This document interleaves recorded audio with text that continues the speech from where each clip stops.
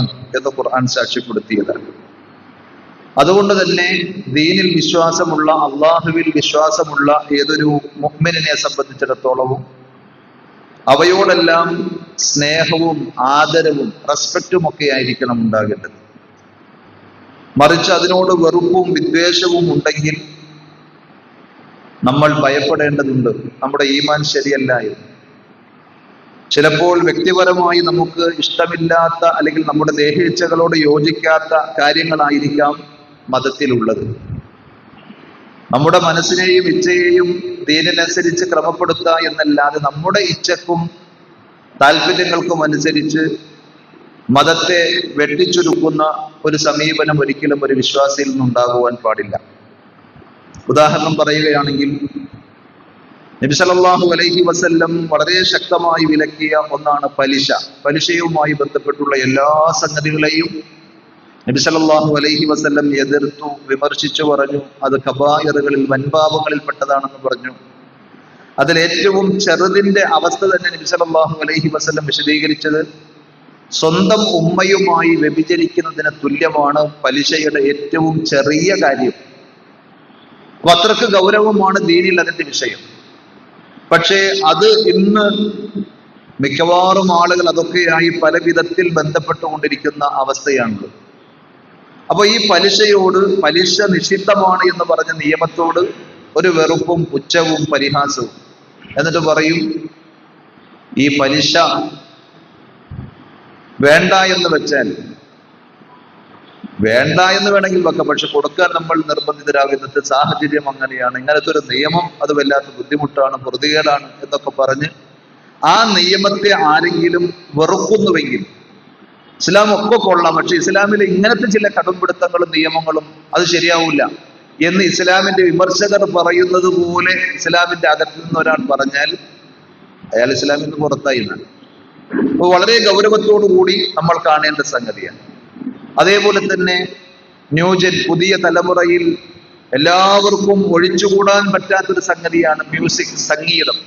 Phone എടുത്ത് നോക്കിയാലും, അവരുടെ വാഹനത്തിൽ കയറി ഒരല്പനേരം നമ്മൾ യാത്ര ചെയ്യേണ്ടി വന്നാലും, അവരുടെ ഓഫീസിലോ വീട്ടിലോ ചെന്നാലും അവിടെയെല്ലാം അടിച്ചു പൊളിച്ച് തകർക്കുന്ന സംഗീതാത്മകമായ പരിപാടികളും അതേപോലെ പാട്ടുകളും ഒക്കെയാണ്. അത് ഇസ്ലാമികമായി ശരിയല്ല എന്ന് ആരെങ്കിലും പറഞ്ഞാലോ അവൻ പിന്തിരിപ്പൻ, അവൻ മോശപ്പെട്ട ആള്. നബി സല്ലല്ലാഹു അലൈഹി വസല്ലം വളരെ ശക്തമായി അതിനെ വിലക്കിയ ഒരു കാലഘട്ടം വരാനിരിക്കുന്നു, ഖിയാമത്ത് നാളിനോട് അടുക്കുന്ന സന്ദർഭത്തിൽ. ആ സന്ദർഭത്തിൽ മദ്യത്തെയും ആണുങ്ങളെ സംബന്ധിച്ചിടത്തോളം പട്ടുവസ്ത്രത്തെയും അനുവദനീയമായി കാണുന്ന ആളുകൾ ഉണ്ടായിരിക്കും.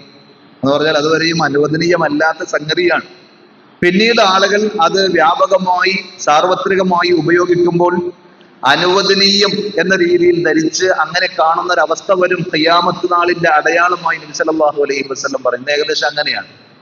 ആ കൂട്ടത്തിൽ പറഞ്ഞു വൽ മആസിഫ്, വാദ്യോപകരണങ്ങൾ. അപ്പൊ സംഗീതത്തിന് പകരം ഒരു വിശ്വാസിയുടെ വീട്ടിലും വാഹനത്തിലും അയാൾ ബന്ധപ്പെടുന്ന മേഖലയിലൊക്കെ കേൾക്കേണ്ടത് ഖുർആനിന്റെ ഓത്തുകളും ദീനിയായ ക്ലാസ്സുകളും നല്ല നല്ല ഉപദേശങ്ങളും ഒക്കെയാണ്. അൽഹംദുലില്ലാഹ്, നമ്മുടെ കൂട്ടായ്മയെ സംബന്ധിച്ചിടത്തോളം പീസ് റേഡിയോ എന്നൊരു സംവിധാനം 24 മണിക്കൂർ നമുക്ക് നല്ലത് കേൾക്കാൻ, നല്ലത് പറയാൻ, നല്ലത് പഠിക്കാനൊക്കെയുള്ള സംവിധാനങ്ങൾ ഉണ്ടായിട്ടും അതിനോടൊക്കെ പുറംതിരിഞ്ഞ് സംഗീതം എന്ന് പറയുന്ന ഒരു സംഗതിയെ വളരെ ലാഘവത്വത്തോടു കൂടി കാണുകയും അത് കൊണ്ടു നടക്കുകയും ചെയ്യുകയും, സംഗീതം പാടില്ല, അത് നിഷിദ്ധമാണ്, നബി സല്ലല്ലാഹു അലൈഹി വസല്ലം വിലക്കിയിട്ടുണ്ട് എന്ന് പറയുമ്പോൾ അതിനെ ഒരു പുച്ഛത്തോടെ, പരിഹാസത്തോടെ, വെറുപ്പോടുകൂടി കാണുന്നുവെങ്കിൽ അത് കേവലം ഒരു ഹറാമ് ചെയ്ത അല്ലെങ്കിൽ ഒരു തെറ്റ് ചെയ്തതുപോലെയല്ല. നബി സല്ലല്ലാഹു അലൈഹി വസല്ലം പഠിപ്പിച്ച ഏതൊരു കാര്യത്തോടും വിശ്വാസിയുടെ മനസ്സെന്തായിരിക്കണം?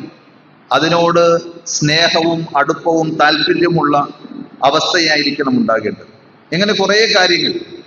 അതിനോട് വെറുപ്പുണ്ടായി കഴിഞ്ഞാൽ അയാൾ ഇസ്ലാമിൽ നിന്ന് പുറത്തുപോയി എന്നാണ് ഈ പറഞ്ഞതിന്റെ ചുരുക്കം.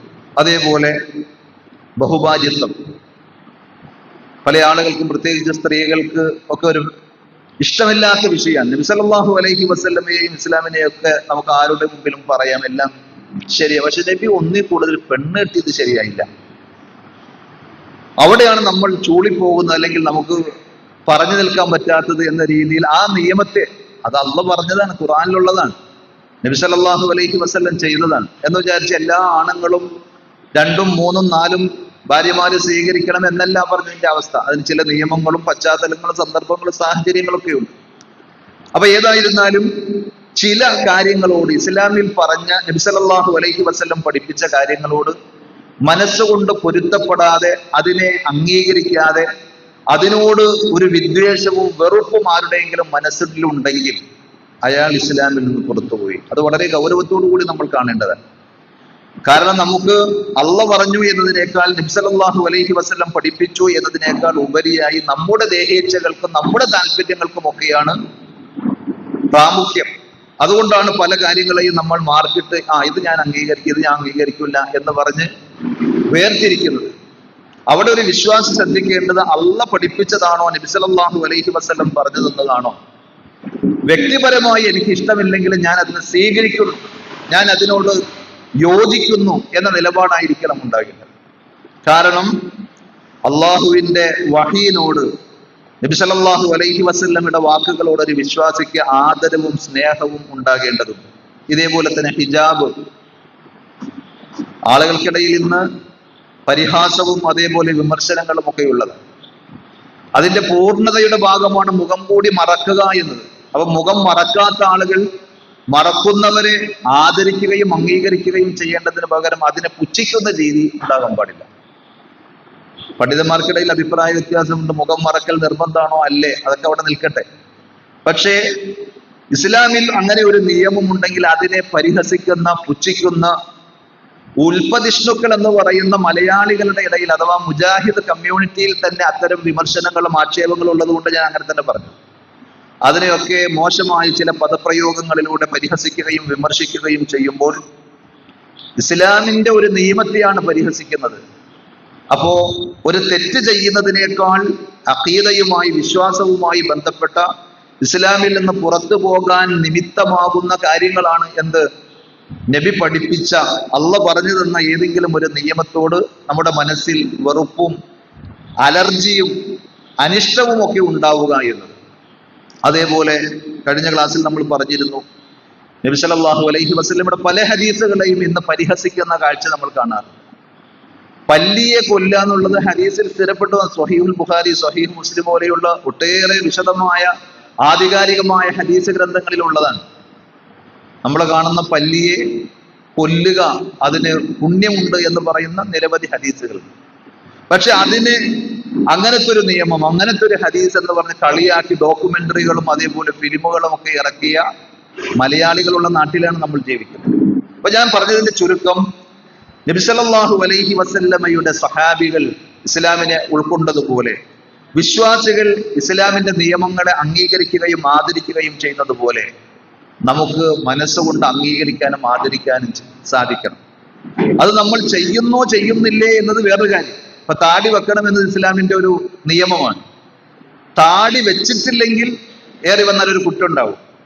പക്ഷേ താടി വെച്ചുകൊണ്ട് തന്നെ താടിയെ കുറ്റം പറയുകയും അതിനെ വിമർശിക്കുകയും ഭീകരവാദികൾ, തീവ്രവാദികൾ, അല്ലെങ്കിൽ കുറെ തട്ടിപ്പിന്റെയും വെട്ടിപ്പിന്റെയും ആളുകൾ അത് അവര് രക്ഷപ്പെടാൻ വേണ്ടി മതത്തിന്റെ ഒരു മേലങ്കി ധരിച്ചുകൊണ്ട് താടി വെക്കുകയാണെന്ന് പറഞ്ഞ് താടിയെ പരിഹസിക്കുകയാണെങ്കിൽ, കള്ളത്താടികൾ എന്നൊക്കെ പറയില്ലേ, കള്ളന്മാര് വേറെ ഉണ്ടാവും, പക്ഷെ താടി എന്ത് പഴിച്ചു.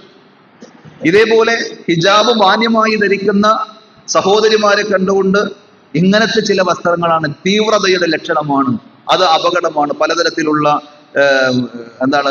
കള്ളക്കടത്തുകൾക്കുമൊക്കെ ആളറിയില്ലല്ലോ, അപ്പൊ മുഖം മറച്ചു കഴിഞ്ഞാൽ രക്ഷപ്പെടും, ഇങ്ങനെ പറഞ്ഞിട്ട് ഇസ്ലാമിന്റെ നിയമത്തിന് നേരെ കുതിര കയറാൻ കോണി വെച്ചു കൊടുക്കുന്ന അവസ്ഥ ഒരു വിശ്വാസിയിൽ നിന്നും ഉണ്ടാകാൻ പാടില്ല. അപ്പൊ താടി വെച്ചിട്ടില്ലെങ്കിലും താടിയെ വിമർശിക്കൽ അതിനേക്കാൾ ഗുരുതരമാണ്. ഹിജാബ് ധരിച്ചിട്ടില്ലെങ്കിലും ഹിജാബിനെ വിമർശിക്കൽ, ആക്ഷേപിക്കൽ അതിനേക്കാൾ ഗുരുതരമായ സംഗതിയാണ്. കാരണം ഒരു വിശ്വാസിയെ സംബന്ധിച്ചിടത്തോളം റബ്ബിന്റെ വിധിവിലക്കുകൾ അംഗീകരിക്കുകയും അതിനെ തൃപ്തിപ്പെടുകയും ചെയ്യും. റളീതു ബില്ലാഹി റബ്ബൻ വബിൽ ഇസ്ലാമി ദീനൻ വബി മുഹമ്മദിൻ സല്ലല്ലാഹു അലൈഹി വസല്ലം നബിയൻ വറസൂല.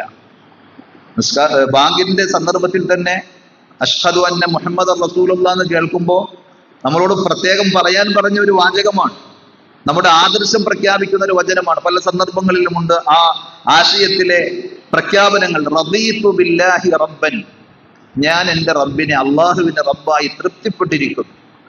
എൻ്റെ റബ്ബ് അള്ളയാണ് എന്ന് ഞാൻ ആത്മാർത്ഥമായി പ്രഖ്യാപിച്ചാൽ ആ റബ്ബ് എന്നോട് നിർദ്ദേശിക്കുന്നതിനോട് എനിക്ക് ഇഷ്ടക്കേടോ വെറുപ്പോ പുറംതിരിഞ്ഞു നിൽക്കലോ ഉണ്ടാവില്ല. ഞാൻ അതിനെ അംഗീകരിക്കും, ആദരിക്കും. വബിൽ ഇസ്ലാമി ദീനൻ, ഇസ്ലാമിനെ മതമായും ഞാൻ തൃപ്തിപ്പെട്ടിരിക്കുന്നു എന്ന് പറയുമ്പോൾ ഇസ്ലാമിന്റെ നിയമം അതെനിക്ക് ഇഷ്ടമല്ല എന്ന് പറയുമ്പോൾ ആ തൃപ്തിപ്പെടലിന് എന്താ എൻ്റെ അർത്ഥം? അതേപോലെ വബി മുഹമ്മദിൻ റസൂല, നബി സല്ലല്ലാഹു അലൈഹി വസല്ലം അള്ളാഹുവിന്റെ ദൂതനായി ഞാൻ തൃപ്തിപ്പെട്ടിരിക്കുന്നു എന്ന് പ്രഖ്യാപിക്കുന്ന വിശ്വാസിയുടെ നാവിൽ നിന്ന്, മനസ്സിൽ നിന്ന് ഒരിക്കലും ഇസ്ലാമിന്റെ നിയമങ്ങളോട് പുച്ഛവും അതേപോലെ തന്നെ വെറുപ്പും ഉണ്ടാകുവാൻ പാടില്ല. അത് മുനാഫിക്കളുടെ രീതിയാണ്. കപടവിശ്വാസികൾ നബി സല്ലല്ലാഹു അലൈഹി വസല്ലമയുടെ കൂടെ ഉണ്ടാകും. അവരുടെ ബാഹ്യമായ ചേലം പോലെയൊക്കെ കണ്ടാൽ അവർ മുഅ്മിനീങ്ങളാണ്. പക്ഷെ മനസ്സിൽ ഇസ്ലാമിന്റെ നിയമങ്ങളോട് പുച്ഛവും പരിഹാസവും ഒക്കെ ഉണ്ടാവുക എന്നത് മുനാഫിക്കുകളുടെ സ്വഭാവമായിട്ടാണ് ഖുർആൻ പറഞ്ഞത്. അവരെ സംബന്ധിച്ച് ലാ തഅ്തദിറു ഖദ് കഫർതും ബഅദ ഈമാനിക്കും, ആ ഒരു നിലപാടിലൂടെ അവരുടെ ചില വാക്കുകളും പെരുമാറ്റങ്ങളും നിമിത്തമായി ഖുർആൻ അവരുടെ വിഷയത്തിൽ ഇടപെട്ടുകൊണ്ട് പറഞ്ഞതാണ്, നിങ്ങൾ വിശ്വാസികളായതിനു ശേഷം അള്ള പഠിപ്പിച്ച, നബി സല്ലല്ലാഹു അലൈഹി വസല്ലം പറഞ്ഞ നിയമങ്ങളോട് വെറുപ്പും ഇഷ്ടക്കേടും പ്രകടിപ്പിച്ചതിന്റെ പേരിൽ ഇസ്ലാമിൽ നിന്ന് പുറത്തു പോയിട്ടുണ്ട്. അത് കഫർത്തും, തീർച്ചയായും നിങ്ങൾ കാഫിര്യങ്ങളായി മാറി എന്നാണ് ഖുർആൻ പറഞ്ഞത്. അതുകൊണ്ട് നമ്മുടെ മനസ്സിൽ എപ്പോഴും ഉണ്ടായിരിക്കേണ്ട ഒരു തേട്ടം, മനുഷ്യ സഹജമാണ്, നമുക്ക് ചില സംഗതികളോട് ഇഷ്ടമില്ലാത്ത അവസ്ഥകൾ ഉണ്ടാകും. നമ്മൾ ശീലിച്ചു വന്ന നമ്മുടെ മാനസികമായ താല്പര്യങ്ങൾക്ക് എതിരായി നിൽക്കുന്ന ഒരു കാര്യം ആദ്യം കേൾക്കുമ്പോൾ ഇസ്ലാമിന്റെ നിയമമാണെന്നോ എന്നൊന്നും ആലോചിക്കാതെ നമ്മൾ പ്രതികരിച്ചേക്കും. അതുകൊണ്ട് തന്നെ നമ്മൾ പ്രാർത്ഥിക്കേണ്ട പ്രാർത്ഥന, നമ്മുടെ മനസ്സിലുണ്ടായിരിക്കേണ്ട ഒരു തേട്ടം എന്താണ് എന്ന് ചോദിച്ചാൽ, അല്ലാഹുമ്മ ഹബ്ബിബ് ഇലൈനൽ ഈമാന വസയ്യിൻഹു ഫീ ഖുലൂബിന, അല്ലാഹുവേ ഈമാനിനെ, ഇസ്ലാമിന്റെ വിശ്വാസത്തെ, ആദർശത്തെ ഞങ്ങളുടെ ഹൃദയങ്ങളിലേക്ക് പ്രിയങ്കരമാക്കി തരണമേ. അള്ളാഹുടെ നിയമം എന്താണെങ്കിലും അതിനെ സ്വീകരിക്കാനുള്ള ഒരു മനസ്സ്.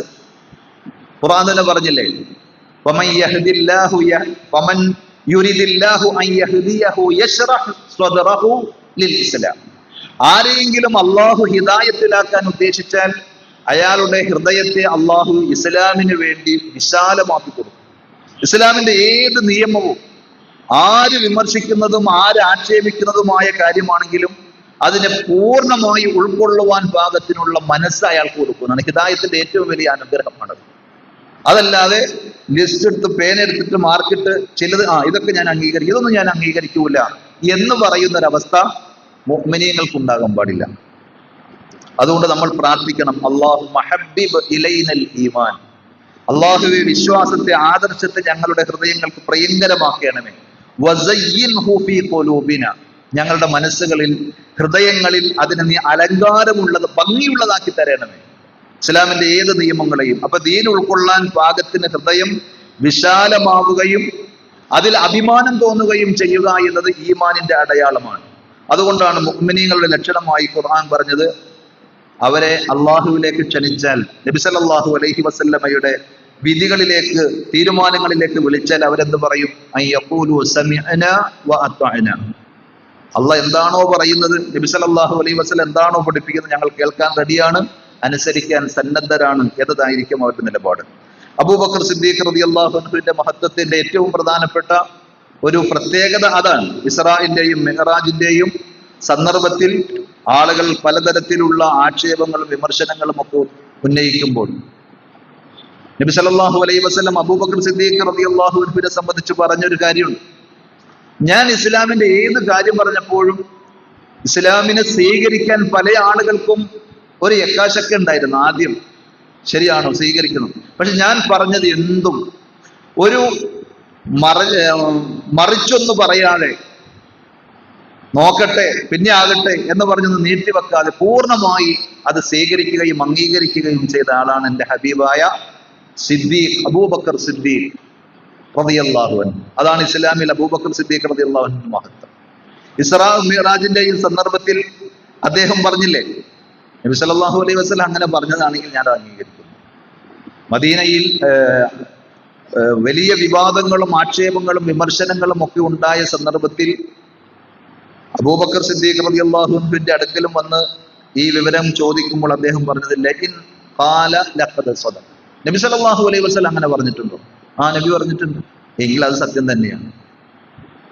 അപ്പൊ ആത്യന്തികമായ ഒരു വിശ്വാസിയുടെ മനസ്സിലുണ്ടാകേണ്ടത് അള്ളാഹ് പറഞ്ഞതാണോ, നബി സല്ലല്ലാഹു അലൈഹി വസല്ലം പഠിപ്പിച്ചതാണോ, അതിന്റെ പൊരുളും യുക്തിയൊന്നും എനിക്കറിയില്ല, അതാണ് ശരി, ആ ശരിയിലേക്ക് ഞാൻ ഇനി പഠിക്കണം, എത്തണം എന്ന രീതിയിലല്ലാതെ അതിനെ വിമർശിക്കാനും ആക്ഷേപിക്കാനും അതിനോടൊരു വെറുപ്പും ഉണ്ടാകുവാനോ വിശ്വാസിയിൽ നിന്ന് പാടില്ല. വലൗ അമില ബിഹി, ഈ വെറുപ്പുള്ള കാര്യം ചെയ്യുന്ന കാര്യമാണ് എങ്കിലും ഐ വലൗ അമില ബിഹാദ ശൈഇ അല്ലദി അബ്ഗളഹു, ഇഷ്ടമില്ല എന്ന് പറയുന്ന ആളുകൾ വിമർശിച്ചപ്പോൾ അതിന്റെ കൂടെ നിന്ന കാര്യം ഇയാൾ ചെയ്യണ്ടല്ലോ എന്ന് ചോദിച്ചാൽ ചെയ്തു എന്നുള്ളത് കൊണ്ട് ആ ആക്ഷേപത്തിൽ നിന്ന് അയാൾ ഒഴിവാകുന്നില്ല. ഫഇന്നഹു യക്ഫുറു ബിമുജറദിൽ ബുഗ്ളി ലഹു ഫീ ഖൽബിഹി, മനസ്സിൽ അതിനോട് വെറുപ്പുണ്ടായി എന്ന ഒറ്റ കാരണത്താൽ അയാൾ ഇസ്ലാമിൽ നിന്ന് കുഫറിലേക്ക് പോകുമെന്നാണ്. അപ്പോൾ ഏതെങ്കിലുമൊക്കെ സുന്നത്തുകൾ നമ്മൾ ചെയ്യുകയും ചെയ്യാതിരിക്കുകയും അത് വേറെ വിഷയമാണ്. പക്ഷെ അതിനോടൊരു വെറുപ്പുണ്ടാവുക എന്നത് ഇസ്ലാമിൽ നിന്ന് പുറത്തു പോകുന്ന കാര്യമാണെന്ന് അർത്ഥം. അത് നമ്മൾ ശ്രദ്ധിക്കണം, സൂക്ഷിക്കണം. അതാണ് അഞ്ചാമത്തെ കാര്യമായി ഇവിടെ ഷെയ്ഖ് മുഹമ്മദ് ബിൻ അബ്ദുൽ വഹാബ് റഹ്മത്തുള്ളാഹി അലൈഹി വിശദീകരിച്ചത്. ഇനി അസ്സാദിസ്, ആറാമത്തേത്, നേരത്തെ പറഞ്ഞതുമായി ചെറിയൊരു ബന്ധമുള്ളതാണ്. അന്നാഖിസു സാദിസ് മൻ ഇസ്തഹ്സഅ ബിശൈഇൻ മിൻ ദീനില്ലാഹി ഔ സവാബിഹി ഔ ഇഖാബിഹി കഫറ. മൻ ഇസ്തഹ്സഅ, ഇസ്തഹ്സഅ യസ്തഹ്സിഉ എന്ന് പറഞ്ഞാൽ ഇസ്തിഹ്സാ എന്താണ്? പരിഹാസ്. ആരെങ്കിലും പരിഹസിച്ചാൽ ബിശൈഇൻ മിൻ ദീനില്ല, അള്ളാഹുവിന്റെ ദീനിൽപ്പെട്ട ഏതെങ്കിലും ഒന്നിനെ, നേരത്തെ പറഞ്ഞത് വെറുക്കാണ്, ഇത് അതിൽ നിന്ന് കുറച്ചുകൂടി കടന്നിട്ട് അതിന്റെ ആ വെറുപ്പ് പ്രകടിപ്പിക്കുന്ന രീതിയിൽ ചില കമന്റുകൾ, ചില തമാശകൾ, ചില വർത്തമാനങ്ങൾ അതിനെ സംബന്ധിച്ചു പറഞ്ഞു. ഔ സവാബിഹി, അല്ലെങ്കിൽ അള്ളാഹുവിന്റെ ദീനിൽ പറഞ്ഞ ഏതെങ്കിലും ഒരു പ്രതിഫലത്തെ സംബന്ധിച്ച്. നേരത്തെ ഞാൻ പറഞ്ഞില്ലേ, പല്ലിയെ കൊന്നാൽ 100 ഹസനത്തുണ്ട്, 10 പുണ്യമുണ്ട് എന്നൊക്കെ പറഞ്ഞ ഹദീസുകൾ കാണാം. ഒറ്റ അടിക്ക് കൊന്നാൽ അതിന് ഇത്ര കൂലി. എന്നിട്ട് അതിനെ ചർച്ചക്കിട്ട് കളിയാക്കാൻ, ഒരു പല്ലീനെ കൊന്നാൽ ഇത്ര കൂലി. എന്നാൽ ഹദീസ് സ്ഥിരപ്പെടാത്ത വേറെ പറയുന്നത് കാബ് പണത കൂലിയൊക്കെ കിട്ടുമെന്നൊക്കെ പറഞ്ഞ് വേറെ ഉണ്ടാവും. അപ്പൊ അത് സഹീഹാണോ അല്ലെന്ന് നോക്കണം. സഹീഹ് അല്ലെങ്കിൽ പരിഹസിക്കാൻ നിൽക്കേണ്ട, സഹീഹ് അല്ല എന്ന് പറഞ്ഞു കൊടുത്താൽ മതി.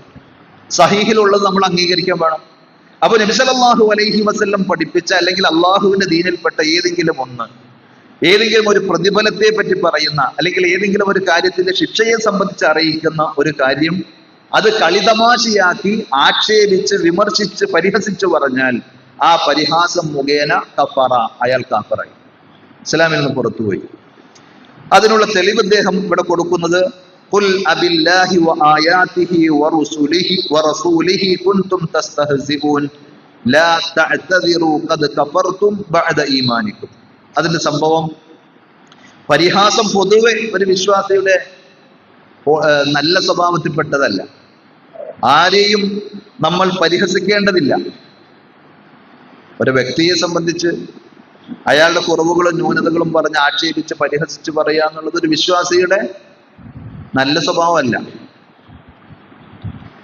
ഗീബത്ത് എന്ന് പറഞ്ഞാൽ എന്താ? നബി സല്ലല്ലാഹു അലൈഹി വസല്ലം പറഞ്ഞില്ലേ, ദിക്റുക അഖാക ബിമാ യക്റഹ്, നിങ്ങളുടെ സഹോദരനെ സംബന്ധിച്ച് അയാൾക്ക് ഇഷ്ടമില്ലാത്തത് നിങ്ങൾ പറയൽ, അതൊരു പരിഹാസമായിരിക്കുമല്ലോ, ഒരു ആക്ഷേപമായിരിക്കുമല്ലോ. അപ്പൊ സ്വഹാബികൾ ചോദിക്കുകയാണ്, നബിയെ, ഞാൻ പറയുന്ന കാര്യം ഇല്ലാത്തതൊന്നല്ല, അയാളിൽ ഉള്ള കാര്യമാണ്. എന്നാലോ? അപ്പോഴാണ് നബി സല്ലല്ലാഹു അലൈഹി വസല്ലം പറഞ്ഞത്, അതിനാണ് ഗീബത്ത് എന്ന് പറയുന്നത്. ഇല്ലാത്തത് പറഞ്ഞാൽ കളവായി വേറെ കുറ്റം കൂടി വന്നു. അപ്പൊ ഉള്ളത് തന്നെ ഒരാളെ പരിഹസിക്കാനും ആക്ഷേപിക്കാനും പറയാൻ പാടില്ല. പിന്നെ എന്ത് വേണം? അയാളുടെ ന്യൂനത ഉണ്ടെങ്കിൽ അയാളെ വിളിച്ച് അത് നീ ചെയ്തത് ശരിയായില്ല, നിന്റെ ആ പോക്ക് ശരിയല്ല, ആ വർത്താനം ശരിയല്ല എന്ന് അയാളുടെ നസീഹത്തോടു കൂടി തിരുത്തുകയും ഉപദേശിക്കുകയുമാണ് ചെയ്യേണ്ടത്. വതവാസൗ ബിൽ ഹഖ് വതവാസൗ ബിസ്സബ്ർ, നല്ലതുകൊണ്ട് അവരെ പരസ്പരം ഉപദേശിക്കുക എന്നത് വിശ്വാസികൾ അങ്ങോട്ടും ഇങ്ങോട്ടും ചെയ്യുന്ന സംഗതിയാണ്. ഈ പരിഹാസം ഒരാളെ കുറിച്ച് പോലും പാടില്ല എന്ന് പറയുമ്പോൾ വ്യക്തികളെ സംബന്ധിച്ചല്ല, അള്ളാഹുവിനെ സംബന്ധിച്ചും അള്ളാഹുടെ ദീനിനെ സംബന്ധിച്ചും ഒക്കെ ആകുമ്പോൾ അത് ഗൗരവം കൂടുന്നർത്ഥം. അവൻ നബി സല്ലല്ലാഹു അലൈഹി വസല്ലം പഠിപ്പിച്ച അള്ളാഹുവിന്റെ നിയമശാസനങ്ങളെ പരിഹസിക്കൽ എത്രമാത്രം ഗുരുതരമാണ് എന്നുള്ളത് നമ്മൾ ആലോചിക്കുക. ഫഇന്നഹു ബിഹാദൽ ഇസ്തിഹ്സാഇ യക്ഫുർ. ഈ ഒരു പരിഹാസത്തിലൂടെ തന്നെ ഒരാൾ നല്ല നിസ്കാരത്തയമ്പുള്ള ആളായിരിക്കും, നല്ല താടിയുള്ള ആളായിരിക്കും, പക്ഷെ ദീനിന്റെ ഏതെങ്കിലും ഒരു സംഗതിയെ, ഏതെങ്കിലും ഒരു ഷിആറിനെ, ഏതെങ്കിലും ഒരു നിയമത്തെ പരിഹസിക്കുന്ന ഒരു സ്വഭാവം ഉണ്ടെങ്കിൽ ആ ഒരു വാക്കുമതി അയാൾ ഇസ്ലാമിൽ നിന്ന് പുറത്തു പോകാൻ, എല്ലാ കാര്യങ്ങളും നഷ്ടപ്പെടാൻ. അപ്പൊ തബൂക്ക് യുദ്ധത്തിന്റെ സമയത്ത് ഇവിടെ പറഞ്ഞ ആയത്ത് സൂറത്ത് തൗബയിലെ ആയത്താണ്. ആ ആയത്ത് ഇറങ്ങാൻ ഒരു പശ്ചാത്തലമുണ്ട്. തബൂക്ക് യുദ്ധത്തിന് നബി സല്ലല്ലാഹു അലൈഹി വസല്ലമയും സ്വഹാബത്തും പോകുമ്പോൾ ആ കൂട്ടത്തിൽ കുറച്ച് കപട വിശ്വാസികൾ, മുനാഫിക്കുകളും കടന്നുകൂടിയിട്ടുണ്ടായിരുന്നു.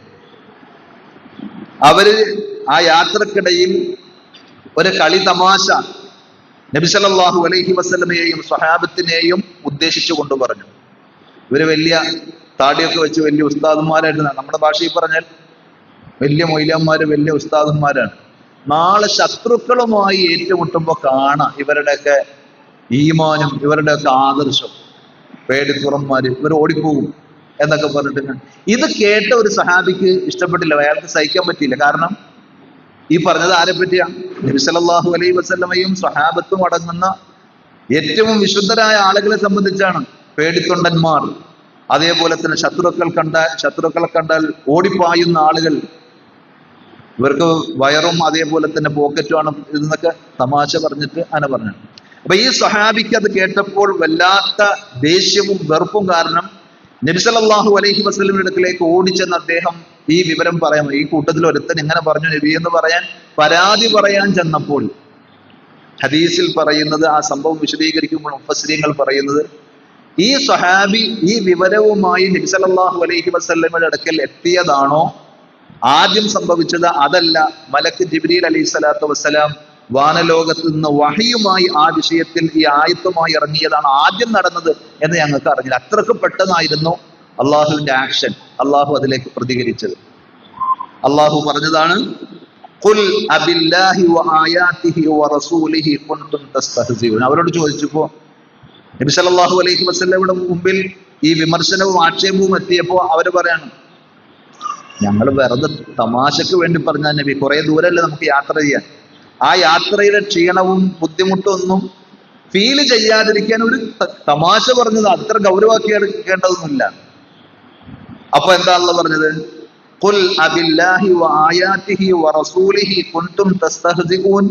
നിങ്ങൾക്ക് കളിതമാശ പറയാൻ, പരിഹസിക്കാൻ അള്ളാഹിനെയും റസൂലിനെയും അള്ളാഹിന്റെ ദീനിനെയും ഒന്നും അല്ലാതെ വേറൊന്നും കിട്ടിയില്ലേ? ചില ആളുകളില്ലേ മോണോ ആക്ടും മിമിക്രിയൊക്കെ ഇസ്ലാമിന്റെ നിയമങ്ങളും ഖുർആന്റെ ആയത്തുകളും ഒക്കെ വെച്ച് ആളുകളെ ചിരിപ്പിക്കാൻ വേണ്ടി. അപ്പൊ ആളുകൾ ചിരിക്കണം, ആളുകളുടെ കയ്യടി കിട്ടണം എന്ന് കാണുമ്പോൾ എന്തും പറയുന്ന ആ നാവ് വിശ്വാസിക്ക് ചേർന്നതല്ലാണ്. അപ്പൊ അള്ളാഹ് എന്നിട്ട് പറഞ്ഞു, ലാ തഅ്തദിറു, നിങ്ങൾ ഒരു എക്സ്ക്യൂസ്, ഒരു ഒഴിവ് കഴിവും പറയേണ്ടതില്ല. ഖദ് കഫർതും ബഅദ ഈമാനി, നിങ്ങൾ വിശ്വാസികളായിരുന്നു ഇതുവരെ, പക്ഷെ ആ ഈമാനിന് ശേഷം ഈ വാക്കിലൂടെ, നിങ്ങളുടെ ഈ മാനസികമായ നിലപാടിലൂടെ നിങ്ങൾ കുഫറിലേക്ക് പോയി, കാഫറായി പോയി എന്നാണ് ആ വിഷയത്തിൽ വന്ന അള്ളാഹുവിന്റെ വിധി. അപ്പൊ സ്വഹാബത്തിനെ പുച്ഛിക്കുന്ന, വിമർശിക്കുന്ന ആളുകൾ പേടിക്കണം, ഹദീസിനെ പരിഹസിക്കുന്ന ആളുകൾ ഭയക്കണം, ഇസ്ലാമിന്റെ നിയമങ്ങളെ ഇതുപോലെ കളിതമാശകളാക്കുന്ന ആളുകൾ ഭയപ്പെടേണ്ടതുണ്ട്. ദീനിന്റെ വിശ്വാസ കാര്യങ്ങളാകട്ടെ, ഇബാദത്തുകളാകട്ടെ, ആദാബുകളാകട്ടെ, എല്ലാം തന്നെ അത് അള്ളാഹുവിന്റെ വഹിയാണ്. നേരത്തെ പറഞ്ഞതുപോലെ അതിലൂടെ അറിയിച്ച എല്ലാത്തിനോടും ഒരു വിശ്വാസിക്ക് ആദരവും ബഹുമാനവും ഒക്കെ ഉണ്ടാണ്. അത് ഈമാനിന്റെ താല്പര്യമാണ്. ഇസ്ലാമിലെ ശിക്ഷാവിധികൾ ചിലപ്പോഴൊക്കെ വിമർശനങ്ങളും അതേപോലെ തന്നെ ചർച്ചാ വിഷയങ്ങളൊക്കെ ആകലാണ്. ഇസ്ലാം കട്ടവന്റെ കൈവെട്ടണമെന്ന് പറഞ്ഞു, കൊന്നവനെ കൊല്ലണമെന്ന് പറഞ്ഞു. ഇസ്ലാമിലെ വധശിക്ഷ, കഴുത്ത് വെട്ടിക്കൊള്ളത് ക്രൂരല്ലേ എന്നൊക്കെ ആരെങ്കിലും ഇസ്ലാമിനെ അറിയാത്ത ആളുകൾ പറയുമ്പോൾ മുസ്ലിമാണെന്ന് പറഞ്ഞ് നടക്കുന്ന നിസ്കാരത്തായ്മ വലിയ വട്ടത്തിലുള്ള ആളും ശരിയാണ്, എനിക്കും അങ്ങനെയൊക്കെ തോന്നിയിട്ടുണ്ട് എന്ന് പറഞ്ഞ് തീർന്നവന്റെ കഥ. ദീനിൽ നിന്ന് അയാൾ പുറത്തു പോകും. അപ്പൊ അറിവില്ലാത്തത് പഠിക്കണം. ഒരിക്കലും നമ്മൾ അതിനെ എന്ത് ചെയ്യാൻ പാടില്ല, നിസ്സാരവൽക്കരിച്ച് അത്തരം കാര്യങ്ങളോട് കൂടിക്കൊടുക്കരുത്. അത് വളരെ ഗൗരവപ്പെട്ട സംഗതിയാണ്. അതാണ് ആറാമത്തെ കാര്യം. ഏഴാമത്തേത് അസ്സാബിയ, ഇസ്ലാമിൽ നിന്ന് പുറത്തു പോകുന്ന ഏഴാമത്തെ കാര്യം അസ്സിഹർ, സിഹറാണ്. അഥവാ മാരണം, കൂടോത്രം എന്നൊക്കെ നമ്മൾ കേട്ടിട്ടുള്ള ആ സിഹർ, അത് പിശാജ് സേവയിലൂടെ, പിശാജിനെ പ്രീതിപ്പെടുത്തുന്നതിലൂടെ പിശാജ് പലതും ഇയാൾക്ക് ചെയ്തു കൊടുക്കും, സാഹചര്യങ്ങൾക്ക്. അങ്ങനെ ഫീഹി ഇർതിബാതും ബിശയാത്തീൻ, സിഹർ ചെയ്യുന്ന ആളും പിശാചുക്കളും തമ്മിൽ സിഹറിലൂടെ ഒരു അവിഹിത ബന്ധമുണ്ട്, അവിശുദ്ധ ബന്ധമുണ്ട് എന്നാണ്. വതഖർറുബു മിനസ്സാഹിരി ലഹും, ആ തിന്മയിലൂടെ പിശാചിലേക്ക് അടുക്കുകയാണ് സാഹിർ. എത്രത്തോളം എന്ന് ചോദിച്ചാൽ ആ വിഷയത്തിൽ പ്രത്യേകം ഞാൻ ഓർക്കാണ്, മദീനയിൽ ഞങ്ങൾ പഠിച്ചുകൊണ്ടിരിക്കുന്ന സമയത്ത് ഒരു തവണ ഹാജിമാർക്ക് ഖിദ്മത്ത് ചെയ്യാനുള്ള ഒരു അവസരം കിട്ടി. ആ സന്ദർഭത്തിൽ ക്യാമ്പ് ചെയ്ത ഞങ്ങളുടെ ലോഡ്ജിൽ, ആ സെന്ററിൽ സിഹറും അതേപോലെ തന്നെ സാഹിര്യങ്ങളും അവരുടെ വിഷയം, നല്ല തൗഹീദുള്ള നല്ല ഷേഖുമാരുടെ ക്ലാസ്, അതേപോലെ സിഹർ ഒഴിപ്പിക്കുന്നത് എങ്ങനെ, സിഹർ ചെയ്യുന്ന ആളുകളുടെ കേന്ദ്രങ്ങൾ പോയി, അവിടെ ഇസ്ലാമിക ഭരണം കൂടിയാണല്ലോ, അവരെ ചെന്ന് കണ്ടെത്തി അവരെ അറസ്റ്റ് ചെയ്യുന്നതും അങ്ങനെയുള്ള ആളുകളെ കണ്ടാൽ ഹുക്കൂമയെ അറിയിക്കണം എന്നൊക്കെയുള്ള കാര്യങ്ങളൊക്കെ വിശദീകരിക്കുന്ന കൂട്ടത്തിൽ അതിന്റെ തൊണ്ട് സഹിതം കാര്യങ്ങൾ വിശദീകരിച്ച ഒരു ക്ലാസ് ഞാൻ ഓർക്കണം. അതിൽ പറയുന്നത്, സിഹർ ചെയ്യുന്ന സാഹചര്യങ്ങളുടെ അടുക്കൽ ചെന്ന് കാര്യങ്ങൾ സാധിക്കുന്ന ആളുകൾ എന്തൊക്കെ ചെയ്യുമെന്ന് അറിയോ? പരിശുദ്ധ ഖുർആൻ തുറന്നു വെച്ചിട്ട് അതിന്റെ മീതെ മൂത്രമൊഴിക്കാൻ പറയും. അപ്പൊ ഖുർആനെ നിന്ദിക്കലും അവഹേളിക്കലും ഇത് പിശാചിന് ഇഷ്ടമുള്ള കാര്യമാണ്. പിശാച് ചിരിക്കും, സന്തോഷിക്കും. അതേപോലെ അള്ളാഹുവിന്റെ ദീനുമായി ബന്ധപ്പെട്ട് നമ്മൾ അംഗീകരിക്കുകയും ആദരിക്കുകയും ചെയ്യേണ്ട പലതിനെയും പുച്ഛിക്കുകയും പരിഹസിക്കുകയും നിഷേധിക്കുകയും ചെയ്യുന്ന കുഫറിലേക്ക് നമ്മളെ കൊണ്ടുവന്നെത്തിക്കും. അഥവാ സിഹറിന് വേണ്ടി പോകുന്ന, സാഹിറിനെ സമീപിക്കുന്ന ആളെ കൊണ്ട് സാഹിർ മുഖേന പിശാച് ചെയ്യിക്കുന്നുണ്ട്. അപ്പോൾ സ്വാഭാവികമായും ആ ചെയ്തികളിലൂടെ, കുഫറിന്റെ പ്രവർത്തനങ്ങളിലൂടെ ഈ സാഹിർ ആരിലേക്കടുക്കും? പിശാചിലേക്കടുക്കും. അപ്പൊ പിശാച് സാഹിറിന് കുറെ ഹിദ്മത്തുകൾ ചെയ്തു കൊടുക്കും, സേവനങ്ങൾ ചെയ്യും, സഹായിക്കും. വകുഫറും ബി കിതാബില്ല, അതുകൊണ്ട് തന്നെ ആ പോക്കും അവര് പറയുന്നത് അംഗീകരിക്കലും ചെയ്യലും ഒക്കെ അത് തന്നെ കുഫറാണ്. എന്നാൽ സിഹറിന് വലഹു ഹഖീഖത്തുൻ വഹുവ യദുറു വയുഅദി, സിഹറിന് ഹഖീഖത്തുണ്ട് എന്ന് വിശ്വസിക്കൽ തെറ്റാണോ? ഖുർആൻ പറഞ്ഞതാണ്, ഹദീസിൽ വന്നതാണ്. അതിന് ഹഖീഖത്തുണ്ട്, യാഥാർത്ഥ്യമുണ്ട്. അത് മുഖേന ഉപദ്രവങ്ങൾ ഉണ്ടാവും, ആളുകളെ ഉപദ്രവിക്കാൻ കഴിയും. വലഹു തഅ്സീർ, അതിന് ചില സ്വാധീനങ്ങളുണ്ട്. ഇതൊക്കെ ഇസ്ലാമിക പ്രമാണങ്ങളിലൂടെ സ്ഥിരപ്പെട്ടതും അഹ്ലുസുന്നയുടെ ഇമാമിയങ്ങൾ, പണ്ഡിതന്മാർ സ്ഥിരീകരിച്ചു പോയതുമായ കാര്യമാണ്. ഇവിടെ രണ്ട് അബദ്ധങ്ങൾ സമൂഹത്തിൽ നമുക്ക് കാണാൻ കഴിയും. ഒന്ന്, ചില ആളുകൾ ഇതിനെയെല്ലാം പാടെ നിഷേധിച്ചു. സിഹറോ, അതൊക്കെ വെറും അന്ധവിശ്വാസം, അതിനൊന്നും യാതൊരു ഹഖീഖത്തും ഇല്ല, തഅ്സീറും ഇല്ല എന്ന് പറഞ്ഞിട്ട്, അങ്ങനെയുണ്ട്, സിഹർ ഫലിക്കും, അതുകൊണ്ട് ഉപദ്രവങ്ങൾ ഉണ്ടാകും എന്നാരെങ്കിലും പറഞ്ഞാൽ അയാളെ പഴഞ്ചൻ, അന്ധവിശ്വാസി, അല്ലെങ്കിൽ കാലം തിരിയാത്തവൻ, ഈ 21-ാം നൂറ്റാണ്ടിൽ ഇങ്ങനെയുള്ള വിവരക്കേട് പറയുന്ന അന്ധവിശ്വാസി, ഖുറാഫി എന്നൊക്കെ വിളിച്ചു പറയും. പക്ഷെ ഹദീസുകളിലൂടെ വന്നതാണ്. ഖുർആന്റെ ആയത്തുകളിൽ തന്നെ സൂചനകളും അതേപോലെ തന്നെ പരാമർശങ്ങളും ഒക്കെ നമുക്ക് കാണാൻ കഴിയുന്നതാണ്. അപ്പോ സിഹർ ഉണ്ട് എന്ന് വിശ്വസിക്കലും അതിലൂടെ ആളുകൾക്ക് ഉപദ്രവങ്ങൾ വരുത്താൻ കഴിയും എന്നതും ഇസ്ലാം അംഗീകരിച്ച പ്രമാണങ്ങളിലൂടെ സ്ഥിരപ്പെട്ട ഇസ്ലാമിലെ അഹ്ലുസുന്നയുടെ ഇമാമിയങ്ങൾ സ്ഥിരീകരിച്ചു വന്ന ഒട്ടേറെ കിതാബുകളിൽ, ഖുർആനിന്റെ തഫ്സീറുകളിൽ, സ്വഹീഹായ ഹദീസുകളുടെ കിതാബുകളിൽ ഒക്കെ വന്ന സംഗതിയാണ്.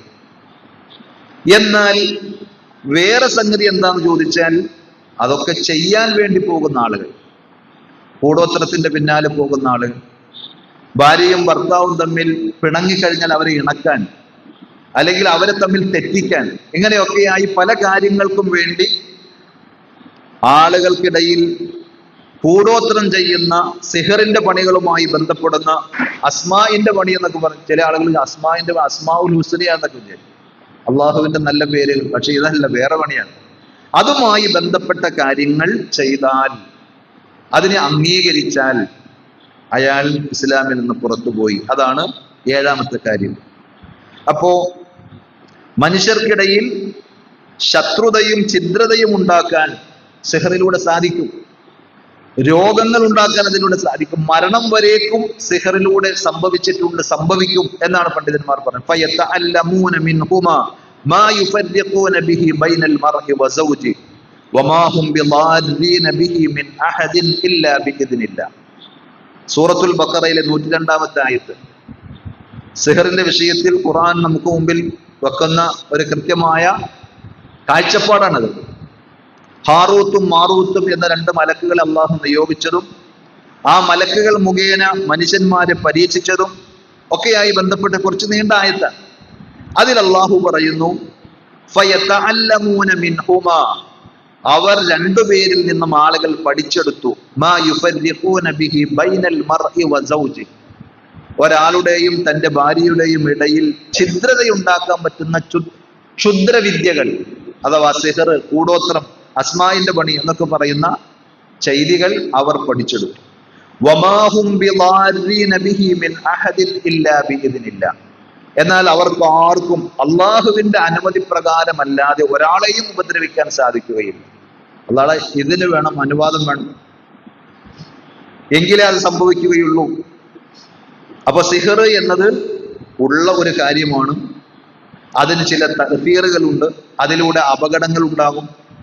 നബി സല്ലല്ലാഹു അലൈഹി വസല്ലമക്ക് സിഹർ ബാധിച്ചു എന്ന് പറയുന്ന ഹദീസ് സ്വഹീഹുൽ ബുഖാരിയിലടക്കം സ്വഹീഹ് മുസ്ലിമിലടക്കം പ്രസിദ്ധമായ ഒട്ടേറെ ഹദീസിന്റെ ഗ്രന്ഥങ്ങളിലൂടെ നിഷേധിക്കാൻ പറ്റാത്ത രീതിയിൽ സ്ഥിരപ്പെട്ട സംഗതിയാണ്.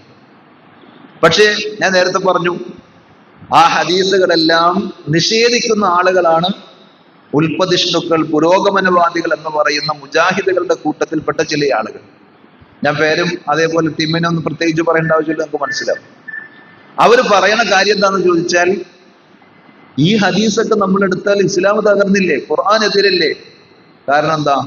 ആ ഹദീസിലുള്ളത് നബി സല്ലല്ലാഹു അലൈഹി വസല്ലം ചില കാര്യങ്ങൾ ചെയ്യാത്തത് ചെയ്തു എന്ന് തോന്നിയിരുന്നു. സിഹർ ബാധിച്ചതിന് ശേഷം ലബീദ് ബിൻ അൽ അസ്ലം എന്ന് പറയുന്ന ജൂതനായ മനുഷ്യൻ നബിക്ക് സിഹർ ചെയ്തു എന്നാണ് ഹദീസിലുള്ളത്.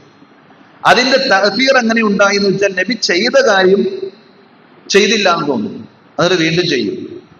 ചെയ്യാത്ത കാര്യം ചെയ്തു എന്ന് തോന്നുന്നു. അപ്പോ ആ ഹദീസ് നമ്മൾ അംഗീകരിച്ചാൽ പിന്നെ ഇവരുടെ കമന്റ്, ഇതിനോടുള്ള വസ്വാസ്, അവർ ചോദിക്കണം എന്താണെന്ന് ചോദിച്ചാൽ, അള്ളാഹു ഒരു ആയത്ത് ഇറക്കി, നബി വിചാരിക്കുകയാണിത് ഞാൻ അവർക്ക് എത്തിച്ചു കൊടുക്കുന്നു, വാസ്തവത്തിൽ എത്തിച്ചു കൊടുത്തിട്ടുണ്ടാവില്ല. അപ്പൊ നിങ്ങൾ ഈ സ്വഹീഹുൽ ബുഖാരിയും സ്വഹീഹ് മുസ്ലിമിലൊക്കെ തൊക്കിൽ വെച്ചിങ്ങനെ വരുമ്പോൾ ഇസ്ലാം ചോർന്നു പോകാണ്, അതുകൊണ്ട് അതൊക്കെ വലിച്ചെറിഞ്ഞേക്ക് എന്നാണ് അവരുടെ ആശയം. സത്യത്തിൽ എന്താണ് അതിന് മറുപടി? ഇത് ഇത്തരം ആളുകളുമായി നേരിട്ട് മുട്ടുമ്പോൾ അവർക്ക് നാവിരിച്ച് നീട്ടവും കൂടി ഉണ്ടെങ്കിൽ നമ്മൾ ആകും ബേജാറും വെപ്രാളം. ഒരു ബേജാറും വെപ്രാളത്തിന്റെ ആവശ്യമില്ല. എന്താ സംഭവം എന്ന് ചോദിച്ചാൽ, ഇതിനേക്കാൾ ആധികാരികമായി ഇവരൊക്കെ മറുപടി പറയേണ്ട വേറെ ചില സംഗതികളുണ്ട്, ഇവരൊക്കെ അംഗീകരിക്കുന്ന സംഗതി. നബി സല്ലല്ലാഹു അലൈഹി വസല്ലം അള്ളാഹുവിന്റെ റസൂലാണ്, അതേപോലെ തന്നെ മനുഷ്യനാണ്. ഇപ്പൊ നമ്മൾ ഇന്ന് മഗ്‌രിബിന് ഈ പള്ളിയിൽ നിസ്കരിച്ച ആളുകൾ കേട്ടിട്ടുണ്ടാവും സൂറത്ത് കഹ്ഫിന്റെ അവസാനത്തെ ആയത്ത്, ഖുൽ ഇന്നമാ അന ബശറും മിത്ലുക്കും, ഞാൻ നിങ്ങളെ പോലെയുള്ള ഒരു മനുഷ്യനാണ്. നബി സല്ലല്ലാഹു അലൈഹി വസല്ലമക്ക് അതിന്റെ ഭാഗമായി വിശപ്പുണ്ടായിട്ടുണ്ട്, രോഗമുണ്ടായിട്ടുണ്ട്, മറവി ഉണ്ടായിട്ടുണ്ട്, ഒക്കെ ഉണ്ടായിട്ടുണ്ട്. എല്ലാവരും അംഗീകരിക്കും. അപ്പോ ഇവർ ഇപ്പോ ഈ വിമർശിക്കുന്ന ഈ സംശയവും വലിയ എന്തോ പർവ്വത സമാനമായ ആശയമൊക്കെ ആയി കൊണ്ടുവന്ന ഈ സംശയമല്ലേ, അത് ഊതി വീർപ്പിച്ച ഒരു ബലൂൺ പോലെ മുട്ടുസൂചിക്ക് ഒരു 8 കുത്തു കൊടുത്താൽ കാറ്റ് പോകും. ആ കാറ്റ് പോണ രീതി ഞാൻ ഇപ്പൊ പറയാൻ പോകുന്നു. എങ്ങനെ? നബി സല്ലല്ലാഹു അലൈഹി വസല്ലം ഒക്കെ മറവി സംഭവിച്ചിട്ടില്ലേ? ഉണ്ട്. നിസ്കാരത്തിൽ മറന്നിട്ടില്ലേ? കാരണം നിസ്കാരത്തിൽ മറന്നില്ല എന്ന് പറഞ്ഞാൽ പിന്നെ സഹബിന്റെ സുജൂദ് ചെയ്യാൻ ഇവർ എവിടെ പോകും? അപ്പൊ ഹദീസ് വേണം, അഖീദക്ക് മുത്തവാത്തിറായ ഹദീസ് വേണം, മറ്റേത് മറിച്ചടക്ക് വേണം എന്ന് പറയുന്ന ആളുകൾക്ക് ഈ ഹദീസ് തള്ളാൻ പറ്റൂല. ബുഖാരിയിലും മുസ്ലിമും മറ്റേ ഹദീസിന്റെ കിതാബിന്റെ എവിടെ ഇല്ലെങ്കിൽ അത് ഏത് വാറോലയുടെ കൂട്ടത്തിലാണെങ്കിലും അവർ പിടിച്ചത് തട്ടിമുട്ടി അത് കൊള്ളാവുന്നാക്കി കൊണ്ടുവരും. നേരെ മറിച്ച് എല്ലാവരും അംഗീകരിക്കേണ്ട പവന്മാറ്റ് സ്വർണ്ണ തിളക്കമുള്ള ഹദീസാണെങ്കിൽ അതിനെന്തെങ്കിലും നെഗറ്റീവുകൾ പറഞ്ഞ് അത് കൊള്ളവില്ല, ഖുർആനെതിരാണ്, ബുദ്ധിക്കെതിരാണ്, യുക്തിക്കെതിരാണ് തള്ളുകയും ചെയ്യും. അത് അവരുടെ വേറൊരു മനഹജാണ്. അപ്പൊ നമുക്ക് അവരോട് ചോദിക്കാനുള്ളത്, അല്ലെങ്കിൽ ഇസ്ലാമിന്റെ വിമർശകർ ഇവരോട് ചോദിച്ചാൽ ഇവരെന്ത് മറുപടി പറയും? ഇസ്ലാമിന്റെ നെടും തൂണായ നിസ്കാരം, അത് ഇസ്ലാം പഠിപ്പിക്കാൻ വന്ന ഒരു നബിക്ക് തന്നെ മറന്നുപോവുക. ആ നബിയുടെ ഉപദേശങ്ങളും ആ നബിയുടെ വാക്കുകൾക്ക് നീ എന്ത് ആധികാരികതയുള്ളത് മൗലവി എന്ന് ആരെങ്കിലും ചോദിച്ചാൽ, 4 റക്അത്ത് നിസ്കാരമുള്ള ളുഹർ അല്ലെങ്കിൽ അസർ നബി സല്ലല്ലാഹു അലൈഹി വസല്ലം 2 റക്അത്ത് നിസ്കരിച്ചിട്ട് സലാം വീട്ടി. നമുക്കൊക്കെ അറിയണ ഹദീസാണ്. അപ്പൊ സ്വഹാബികൾക്കിടയിൽ കൺഫ്യൂഷൻ, 4 റക്അത്തുള്ള നിസ്കാരം ഇനി മുതൽ 2 റക്അത്ത് ചുരുങ്ങിയ അള്ളാഹുവിന്റെ വഹി അങ്ങനെയാണോ? സീനിയർ സഹാബികളുടെ അദബും മര്യാദകളും അവരൊന്നും മിണ്ടണില്ല. അപ്പൊ കൂട്ടത്തിൽ ഒരാൾ അത്രയൊന്നും സീനിയർ അത്രയൊന്നും ഇതില്ലാത്ത ഒരാൾ, ചില ആളുകൾ അങ്ങനെ ഉണ്ടാവില്ല, എടുത്ത് നബിയെ നിസ്കാരം ചുരുക്കിയോ അതോ ചുരുങ്ങിയോ, നിങ്ങൾ മറന്നോ ചോദിക്കാൻ.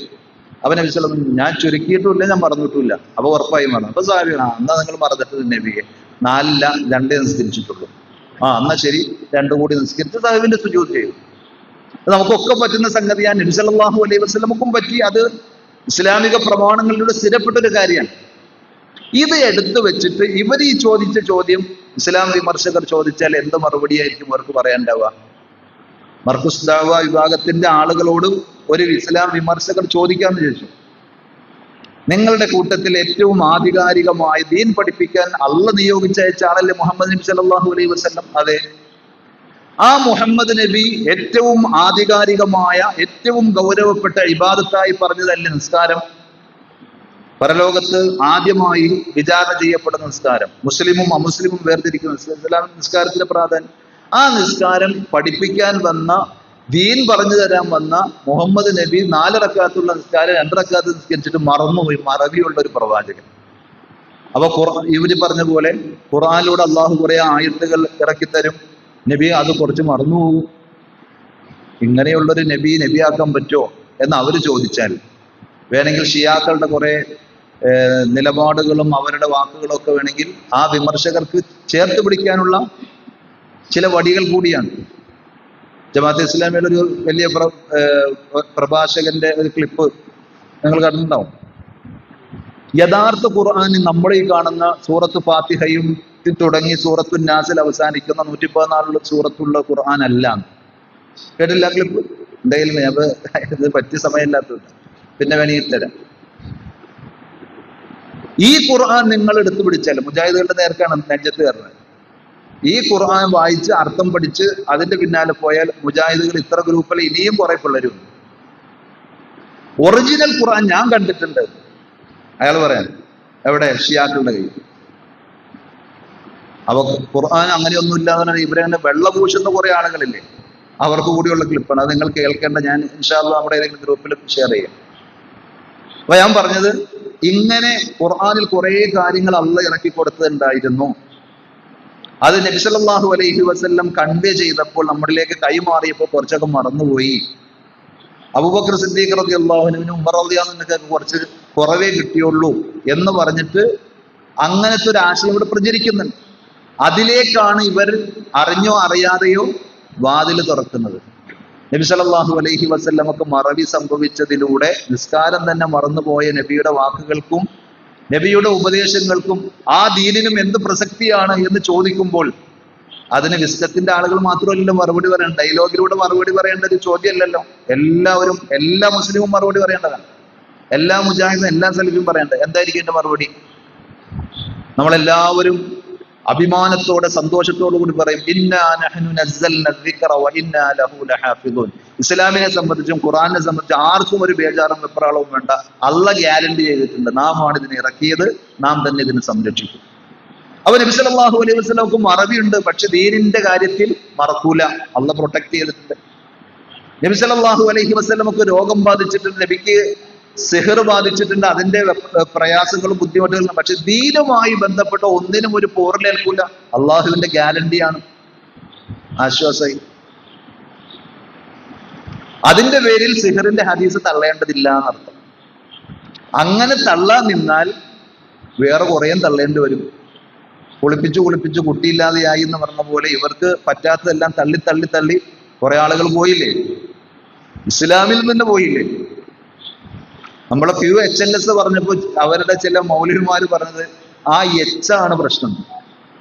ഖുർആൻ ലേണിംഗ് സ്കൂൾ, ഓക്കെ, ഖുർആൻ ഹദീസ് ലേണിംഗ് സ്കൂൾ, ഒരു ഹദീസ് കടന്നു വന്നതാണ് മുജാഹിദുകൾക്കിടയിൽ വിഭാഗീയതയും പ്രശ്നമൊക്കെ ഉണ്ടാകാൻ കാരണം.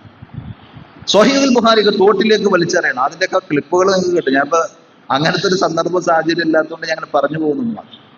അപ്പൊ എവിടെ നിന്ന് വന്നു ആ പിഴച്ച ചിന്തകൾ എന്ന് ചോദിച്ചാൽ, ഈ ഒരു തെറ്റായ ചിന്താഗതിയിലൂടെ അവര് മുന്നോട്ട് വെച്ച ചില ആശയങ്ങളും ചിന്താഗതികളുമാണ്. അപ്പൊ സിഹർ എന്നത് ഉള്ള കാര്യമാണ്, അത് ഫലിക്കും, അതിന് ചില തഅ്സീറുകൾ ഉണ്ടാകും, അത് പല പ്രയാസങ്ങളും ബുദ്ധിമുട്ടുകളൊക്കെ ഉണ്ടാക്കും എന്നത് ഖുർആനിലൂടെ ഹദീസുകളിലൂടെ ഒക്കെ നമുക്ക് മനസ്സിലാക്കാൻ സാധിക്കുന്ന സംഗതിയാണ്. അത് ചെയ്യാൻ പറ്റൂന്നല്ല ഈ പറഞ്ഞതിന്റെ അർത്ഥം, ചെയ്യാൻ പാടില്ല, അത് കബായിറുകളിൽപ്പെട്ട വൻപാപങ്ങളിൽപ്പെട്ട സംഗതിയാണ്. ചെയ്യുന്ന ആള്, ചെയ്യാൻ വേണ്ടി നമ്മൾ സമീപിക്കുന്നുവെങ്കിൽ ആ പോകുന്ന ആള് എല്ലാം ആ പണികളിലൂടെ കുഫറിലേക്ക് എത്തി. കാരണം അവിടെ നടക്കുന്നത് പിശാചിനെ പ്രീതിപ്പെടുത്തിക്കൊണ്ട് പിശാച് സേവയാണ് അവിടെ നടക്കുന്നത്. അതുകൊണ്ട് സിഹറുമായി ബന്ധപ്പെട്ട് ഒന്നും നമുക്ക് ചെയ്യാനോ അത് പഠിക്കാനോ പഠിപ്പിക്കാനോ പാടില്ല. സിഹറുമായി ബന്ധപ്പെട്ട ചർച്ചകൾ നടക്കുമ്പോൾ ചില ആളുകൾ വലിയ യുക്തിവാദത്തോടു കൂടി ചോദിക്കാണ്, നിങ്ങൾ അങ്ങനെ സിഹറിന് തഅ്സീർ ഉണ്ട് എന്ന് വാദിക്കുന്നവരാണെങ്കിൽ ആ സിഹറൊന്ന് എന്നെന്നും ചെയ്തേ.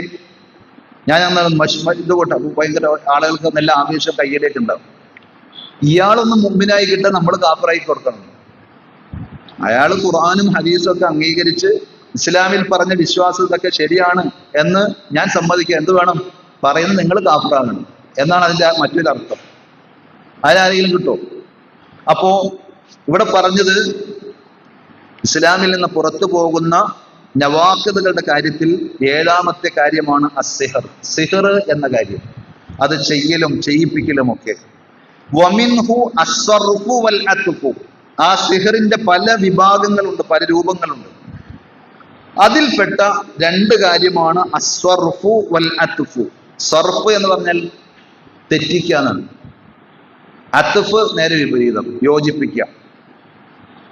അപ്പൊ സിഹറിന്റെ പല ഇനങ്ങളിൽപ്പെട്ട ഒന്നാണ് കൂടുതലായി സമൂഹത്തിൽ നടക്കുന്നതും കൂടുതൽ ആളുകൾക്കിടയിൽ ഫിത്നയുണ്ടാക്കുന്നതുമായ 2 കാര്യങ്ങളായതുകൊണ്ട് ഈ 2 എണ്ണത്തിനെ ഷേഖ് മുഹമ്മദ് ബിൻ അബ്ദുൽ വഹാബ് റഹ്മത്തുള്ളാഹി അലൈഹി ഉദാഹരണം എന്ന രീതിയിൽ പറഞ്ഞു എന്നേ ഉള്ളൂ. ഇത് മാത്രമേ ഉള്ളൂ എന്ന് കരുതേണ്ടതില്ല. ഫമൻ ഫഅലഹു ഔ റളിയ ബിഹി കഫർ, ആരെങ്കിലും അത് ചെയ്താൽ അല്ലെങ്കിൽ ചെയ്തില്ല, അതൊക്കെ ചെയ്യുന്നത് കുഴപ്പമൊന്നുമില്ലാത്ത കാര്യമാണ്, അതിനോടൊരു തൃപ്തിയും ഇഷ്ടവും ഒക്കെ തോന്നിയാൽ അത് നിമിത്തമായി തന്നെ അയാൾ ഇസ്ലാമിൽ നിന്ന് പുറത്തു പോയതാണ്. എന്താണ് സർഫ്, എന്താണ് അത്ഫ് എന്ന് ചോദിച്ചാൽ, ഇഷ്ടമുള്ളതിൽ നിന്ന് ആളുകളെ തിരിച്ചുവിടാൻ ഉപയോഗിക്കുന്ന സിഹറാണ് സർഫ്. അതെങ്ങനെ? ചിലപ്പോ ചില പാർട്ട്ണർമാർ തമ്മിൽ, അല്ലെങ്കിൽ ചില സുഹൃത്തുക്കൾ തമ്മിൽ, ചില വ്യക്തികൾ തമ്മിൽ, കുടുംബങ്ങൾ തമ്മിൽ ഒക്കെ നല്ല അടുപ്പവും സ്നേഹം വേണം. വേറെ ചില ആളുകൾക്ക് കുയിന്ത, അസൂയ, അവരൊന്ന് തെറ്റിക്കണം. അതിനെന്താ പണിയെന്ന് വെച്ചാൽ സാഹിറിന്റെ അടുക്കൽ ചെന്ന് ഈ സർഫ് എന്ന് പറയുന്ന സിഹറിന്റെ ഇനം പ്രയോഗിക്കും. അതേപോലെ ബന്ധുക്കളെ തമ്മിൽ തെറ്റിപ്പിക്കാൻ, ഭാര്യ ഭർത്താക്കന്മാരെ തമ്മിൽ തെറ്റിക്കാൻ, നേരത്തെ ഖുർആൻ തന്നെ പറഞ്ഞതുപോലെ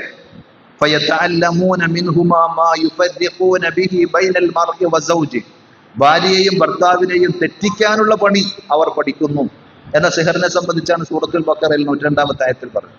അപ്പൊ അങ്ങനെ ചെയ്യാൻ ചെയ്താൽ അങ്ങനെ സംഭവിക്കുമെന്ന് ഖുർആൻ തന്നെ സാക്ഷ്യപ്പെടുത്തിയതല്ലേ.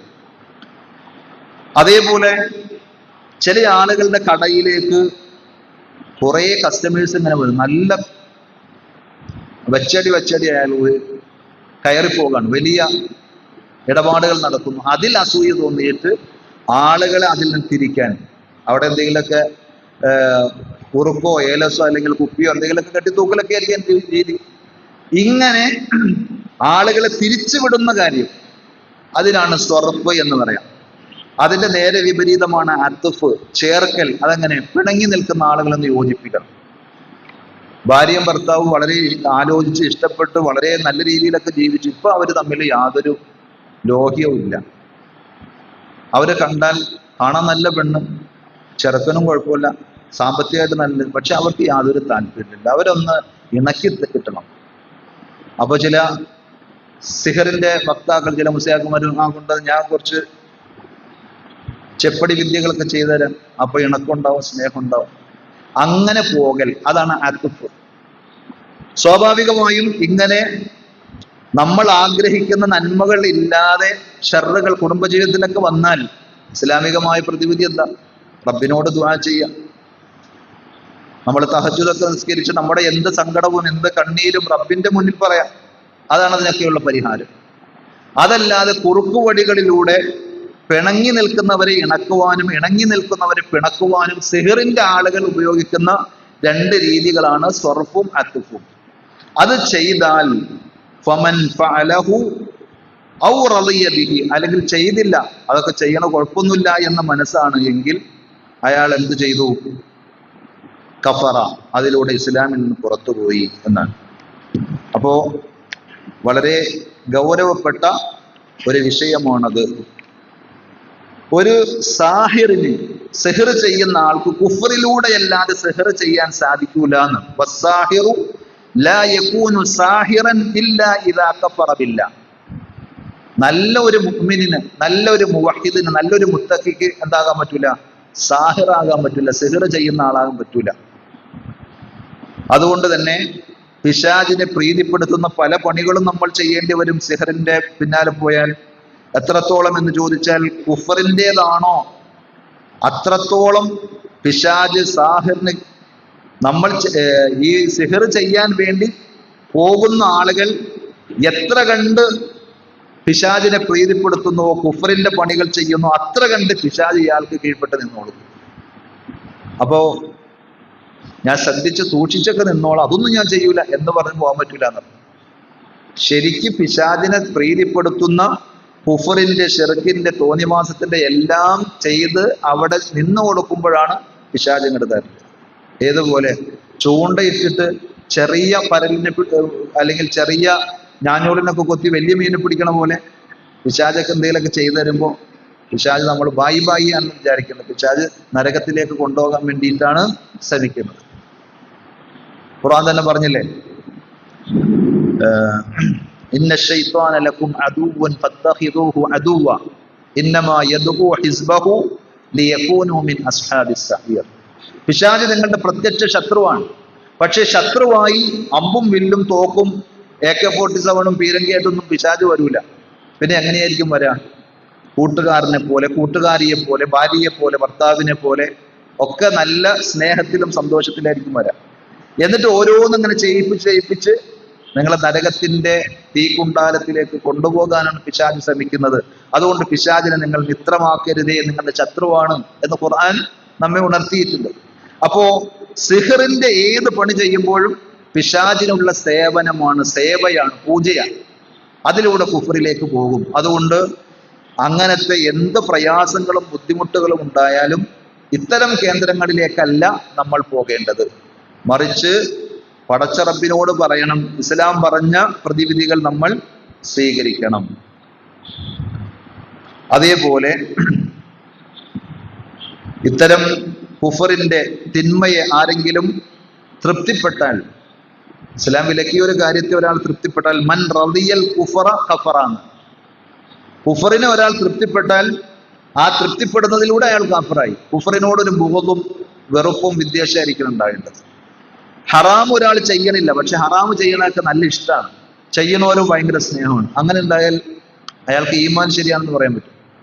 ഞാൻ കള്ളു കുടിക്കില്ല, പക്ഷെ കള്ളു കുടിക്കുന്നവരോട് എനിക്ക് ഭയങ്കര ബഹുമാനമാണ്, ആദരവാണ് എന്ന് പറഞ്ഞാൽ അയാളുടെ ഈമാനെ സംബന്ധിച്ച് നമുക്ക് എന്തായിരിക്കും? വ്യഭിചാരം ഞാൻ ചെയ്യലില്ല, പക്ഷെ വ്യഭിചരിക്കുന്ന ആളുകളെ കണ്ടാൽ എനിക്ക് ഭയങ്കര സ്നേഹവും റെസ്പെക്റ്റും ഒക്കെയാണ് എന്ന് പറഞ്ഞാൽ അതിനേക്കാൾ ഗൗരവമില്ലേ കുഫറിന്റെ കാര്യങ്ങൾ ചെയ്യുമ്പോൾ? അതുകൊണ്ട് തന്നെ വിഗ്രഹാരാധന അല്ലെങ്കിൽ ത്രിത്വത്തെ അംഗീകരിക്കുകയും അത് പ്രചരിപ്പിക്കുകയും ചെയ്യുന്ന ആളുകളെ ആ ആശയത്തിന്റെ പേരിൽ, ആ ചെയ്തികളുടെ പേരിൽ ആദരിക്കുകയും അംഗീകരിക്കുകയും ചെയ്യുന്നുവെങ്കിൽ, അതിന്റെ പേരിൽ ബഹുമാനിക്കുന്നുവെങ്കിൽ ഒക്കെ എന്താണ്? അത് വലിയ ഗൗരവപ്പെട്ട സംഗതിയാണ്. അപ്പൊ സിഹറുമായി ബന്ധപ്പെട്ട കാര്യം പറയുമ്പോൾ ഒരു കാര്യം കൂടി പറഞ്ഞ് ഞാൻ അവസാനിപ്പിക്കാം. സമയം ഏകദേശം ആയി കഴിഞ്ഞെന്നാണ് എനിക്ക് തോന്നുന്നത്. ഇവിടെ ചില ആളുകൾ നേരത്തെ പറഞ്ഞതുപോലെ ഖുർആനിനെ തന്നെ നിഷേധിക്കുന്നതിന് തുല്യമാകും സിഹർ, നബി സല്ലല്ലാഹു അലൈഹി വസല്ലമക്ക് സിഹർ ബാധിച്ചു എന്ന് പറയുന്ന ഹദീസ് അംഗീകരിച്ചാൽ അതുകൊണ്ട് ഖുർആനാണോ നിങ്ങൾക്ക് വലുത്, ഹദീസാണോ വലുത് എന്നൊക്കെ ചോദിച്ച് കൺഫ്യൂഷൻ ഉണ്ടാക്കുന്ന ആളുകൾ സാധാരണ അവരുടെ വേദികളിൽ നിന്ന് കേൾക്കുന്ന ഒരു ഹദീസാണ് സലാസത്തുൻ ലാ യദ്ഖുലൂനൽ ജന്ന, 3 വിഭാഗം ആളുകൾ സ്വർഗത്തിൽ കടക്കുകയില്ല എന്ന ഹദീസ്. ഒന്ന് മുദ്മിനുൽ ഖംർ, മൂക്കറ്റം കള്ളുകുടികൾ, മദ്യപാനി, ഖാതിഉർ റഹിം, കുടുംബ ബന്ധം മുറിക്കുന്നവൻ. മൂന്നാമത് പറഞ്ഞത് മുസദ്ദിഖും ബിസ്സിഹർ, സിഹറിനെ സത്യപ്പെടുത്തുന്നവർ. ഇത് നമ്മൾ ഈ പറഞ്ഞ ആശയത്തിലാണ് ഹദീസിന്റെ കോണ്ടസ്റ്റ്. എങ്ങനെ സിഹർ ചെയ്യാം, കുഴപ്പമില്ല, അങ്ങനെയുള്ള എന്തെങ്കിലും പ്രശ്നങ്ങൾ ഉണ്ടാകുമ്പോൾ സാഹിര്യങ്ങളെ പോയി സമീപിക്കും, അത് കുഫറാണ്, അയാൾ സ്വർഗത്തിൽ പോകൂലെന്നാണ് ഹദീസിന്റെ ആശയം. പക്ഷേ CD ടവർ വിഭാഗം വിശദീകരിക്കുമ്പോൾ എന്താണെന്ന് അറിയും, നമ്മുടെ നേർക്കാണ് അത് തിരിച്ചു വെക്കാം. സിഹർ ഫലിക്കും നിങ്ങൾ പറഞ്ഞില്ല, നിങ്ങളെ പറ്റിയ ഹദീസിൽ പറഞ്ഞത് നിങ്ങൾ സ്വർഗത്തിൽ പോകൂലെന്ന്. അപ്പൊ സിഹർ അംഗീകരിക്കുന്നവർന്നായി. സിഹർ ഉണ്ട്, സിഹർ ഫലിക്കും എന്ന് പറഞ്ഞാൽ ഈ കൂട്ടത്തിൽ പെടും എന്നാണ് അവർ വ്യാഖ്യാനിക്കുന്നത്. അപ്പോ ഷെയ്ത്താൻ ഉണ്ട് എന്നൊരാൾ വിശ്വസിച്ചാൽ ഷെയ്ത്താനെ സത്യപ്പെടുത്തി അംഗീകരിക്കുന്ന ആളെ പോലെ ആവും. അല്ലല്ലോ, രണ്ട് വിഷയല്ലേ. പിശാചുണ്ട്, പിശാചിനെ സൂക്ഷിക്കണം, ഖുർആൻ പറഞ്ഞതാണ്, ഹദീസ് പറഞ്ഞതാണ്, നമ്മളൊക്കെ വിശ്വസിക്കുന്നു എന്ന് വിചാരിച്ചു ഷെയ്ത്താൻ പറയുന്നതൊക്കെ സത്യപ്പെടുത്തി പിശാചിന്റെ വഴിയിൽ പോകുമ്പോൾ പിശാചിൽ വിശ്വസിക്കുന്നവൻ നരകത്തിൽ എന്നൊരാൾ പറഞ്ഞാൽ നിങ്ങളൊക്കെ പിശാചിനെ അംഗീകരിക്കുന്നവരല്ലേ എന്ന് ചോദിക്കുന്നത് പോലെയാണ്. ആ വിഷയത്തിൽ സലഫി ഉലമാക്കൾ തന്നെ പറഞ്ഞ പല വിശദീകരണങ്ങളും മറുപടികളും ഒക്കെയുണ്ട്. ഐ മുസദ്ദിഖുൻ ബിമാ യുഖ്ബിറു ബിഹി സഹറ മിൻ ഉമൂരിൽ ഗൈബ്, സിഹറിന്റെ ആളുകൾ മറഞ്ഞ കാര്യങ്ങൾ, ഗൈബിയായ കാര്യങ്ങൾ പലതും പറയും. അതൊക്കെ കേട്ടിട്ട് അതിനെ സത്യപ്പെടുത്തി അതനുസരിച്ച് അവരുടെ ഉപദേശങ്ങൾക്കനുസരിച്ച് നിങ്ങൾ പിണങ്ങി നിൽക്കാനോ ഇണങ്ങാൻ ഇന്ന കാര്യങ്ങൾ ചെയ്താൽ മതി, അല്ലെങ്കിൽ അവരെ തെറ്റിക്കണോ, അല്ലെങ്കിൽ ആ രോഗം മാറണോ, ആ പ്രശ്നം പരിഹരിക്കണോ, ഇന്ന കാര്യങ്ങൾ ചെയ്താൽ മതി എന്നൊക്കെ പറഞ്ഞ് സാഹചര്യങ്ങൾ പറഞ്ഞു തരുന്ന കാര്യങ്ങളെ സത്യപ്പെടുത്തി ആ ഉപദേശങ്ങൾക്കനുസരിച്ച് പ്രവർത്തിച്ചാൽ അവരെ കുറിച്ചാണ് എന്ത് പറഞ്ഞു, മുസദ്ദിഖും ബിസ്സിഹർ, സിഹറിനെ സത്യപ്പെടുത്തുന്നവർ എന്ന് പറഞ്ഞത് ഷേഖ് ഉത്തൈമീന്റെ വാക്കുകളാണ്. അതല്ലാതെ സിഹറുണ്ട്, സിഹറിന് തഅ്സീർ ഉണ്ട് എന്ന് പറയുന്നതല്ല. അങ്ങനെയാണെങ്കിൽ ആയിഷ റളിയല്ലാഹു അൻഹ മറ്റു ഹദീസ് പറഞ്ഞു, ആയിഷ റളിയല്ലാഹു അൻഹ തന്നെ ഇവരുടെ ഭാഷയിൽ പറഞ്ഞാൽ നഊദു ബില്ലാഹ് എന്തായി, നരകത്തിൽ പോകും, സ്വർഗത്തിൽ പോകില്ല എന്ന് പറഞ്ഞു. പിന്നെ ആ ഹദീസ് ഉദ്ധരിച്ച സഹാബികൾ, താബീങ്ങൾ, അവസാനം ക്രോഡീകരിച്ച ഇമാം ബുഖാരി, ഇമാം മുസ്ലിം, ഇമാം അഹമ്മദ് തുടങ്ങിയ പണ്ഡിതന്മാരൊക്കെ അവരൊക്കെ അഹ്ലുസുന്നയിൽ നിന്ന് പോയി സ്വർഗത്തിൽ കടക്കാത്ത നരകത്തിന്റെ വക്താക്കളാണ് എന്ന അബദ്ധങ്ങളിൽ വലിയ അബദ്ധം, അപരാധങ്ങളിൽ വലിയ അപരാധങ്ങളിലേക്ക് എത്തും. എന്നിട്ട് അദ്ദേഹം തന്നെ പറയാം, ഷെയ്ഖ് ഇബ്നു ഉസൈമീൻ പറയും, വഅമ്മൽ മുസദ്ദിഖു ബിഅന്ന ലിസ്സിഹ്രി തഅ്സീറ ഫഹാദാ ലാ യൽഹഖുഹു ഹാദൽ വഈദ്, സിഹറിന് ചില സ്വാധീനങ്ങൾ ചെലുത്താൻ കഴിയും, സിഹറിലൂടെ ചില ബുദ്ധിമുട്ടുകളും പ്രയാസങ്ങളും ഉണ്ടാകും എന്ന് വിശ്വസിക്കുന്നത് ഒരിക്കലും സിഹറിനെ സത്യപ്പെടുത്തുന്നവരല്ല. ഈ ഹദീസിൽ പറഞ്ഞ ആ ആക്ഷേപം അവരിലേക്ക് ഫിറ്റാവുകയില്ല. തുടർന്ന് അദ്ദേഹം കുറെ കാര്യങ്ങൾ വിശദീകരിക്കാൻ ഒരൊറ്റ ആയത്ത് ആ വിഷയത്തിൽ നമ്മൾ ഓർത്തിരിക്കേണ്ട സംഗതിയാണ്. സൂറത്ത് സബയിലെ 40-41 ആയത്തുകൾ. എന്താണ് ആയത്ത്? ഖിയാമത്ത് നാളിൽ വയൗമ യഹ്ശുറുഹും ജമീഅ, എല്ലാവരെയും അള്ളാഹു ഒരുമിച്ച് കൂട്ടും.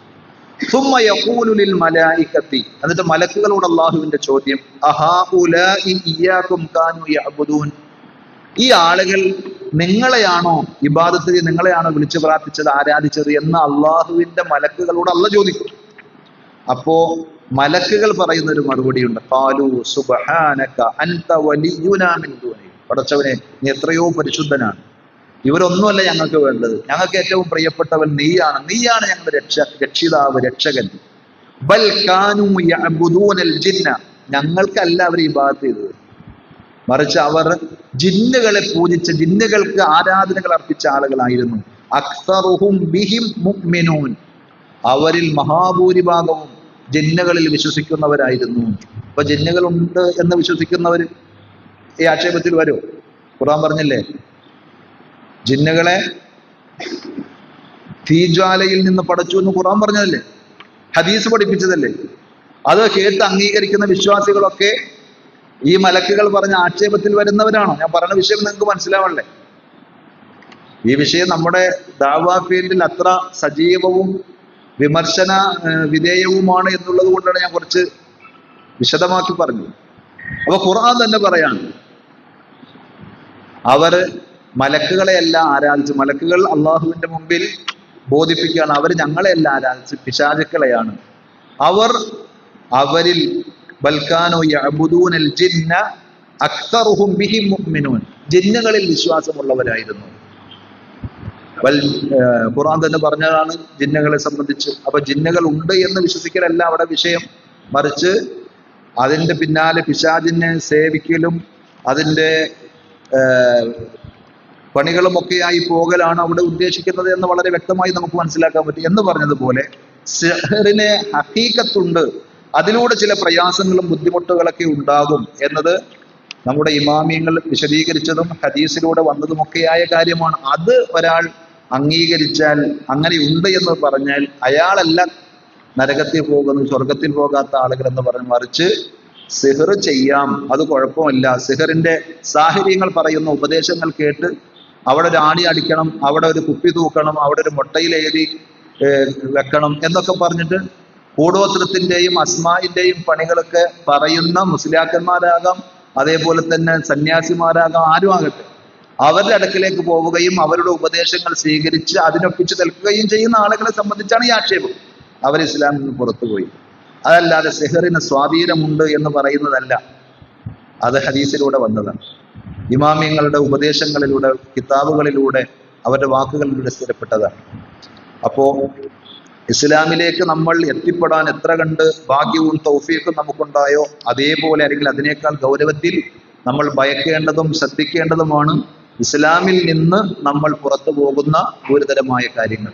ഇൻഷാ അല്ലാഹ് ഇനി ഒരു ക്ലാസ് കൂടി കഴിഞ്ഞാൽ നമ്മൾ അതിലെ ബാക്കി കാര്യങ്ങൾ പൂർത്തിയാക്കും എന്നാണ് ഉദ്ദേശിക്കുന്നത്. ഇതുവരെയും നമ്മൾ പറഞ്ഞതും കേട്ടതും ഇവിടെ നമ്മൾ സമയം വിനിയോഗിച്ചിരുന്നതുമൊക്കെ അള്ളാഹു നാളെ പരലോകത്ത് നമുക്ക് നന്മകളാക്കി നമ്മളിൽ നിന്ന് കബൂൽ ചെയ്യുമാറാകട്ടെ. നമുക്കിവിടെ നമ്മൾ ഫ്ലോറയിലില്ലാത്ത ഒരു ഫീലിങ്ങും അതേപോലെ സന്തോഷവും ഉണ്ട്. അത് നിങ്ങളുമായിട്ട് തന്നെ അല്ലാതെ പറയാൻ പറ്റുള്ളൂ.